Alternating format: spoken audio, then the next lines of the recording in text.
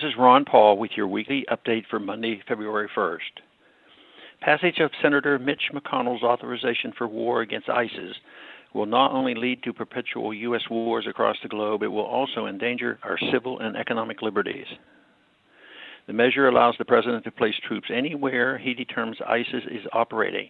Therefore, it could be used to justify using military force against United States citizens on U.S. territory. It may even be used to justify imposing martial law in America. The President does not have to deploy troops to turn America into a militarized police state, however. He can use his unlimited authority to expand programs that turn local police forces into adjuncts of the U.S. military and send them increasing amounts of military equipment. Using the threat of ISIS to justify increased police militarization will be enthusiastically supported by police unions, local officials, and, of course, politically powerful defense contractors. The only opposition will come from citizens whose rights have been violated by a militarized police force that views the police as the enemy.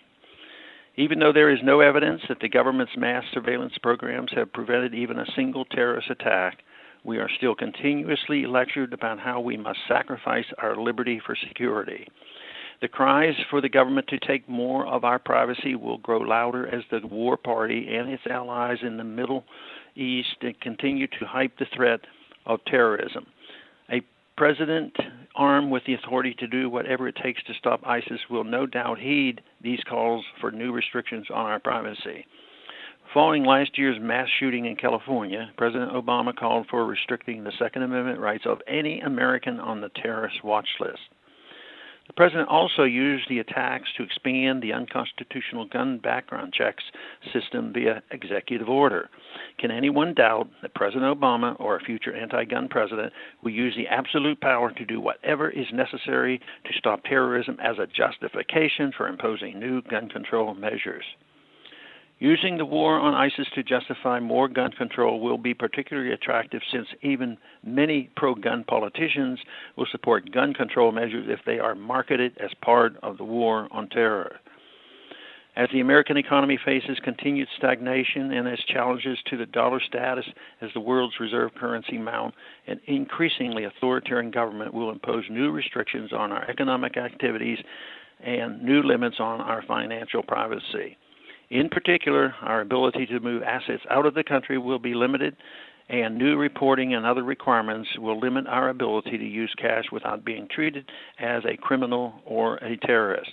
Those who carry large amounts of cash will find themselves at increased risk of having the cash confiscated by government agents under civil asset forfeiture laws.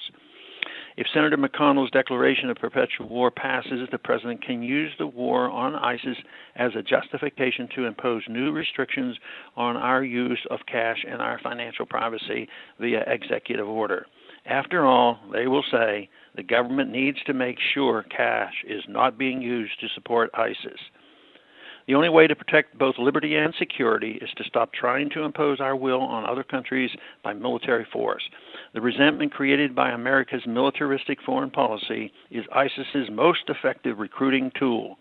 Adopting a non-interventionist foreign policy that seeks peace and free trade with all would enable the government to counter legitimate threats to our safety without creating an authoritarian police state.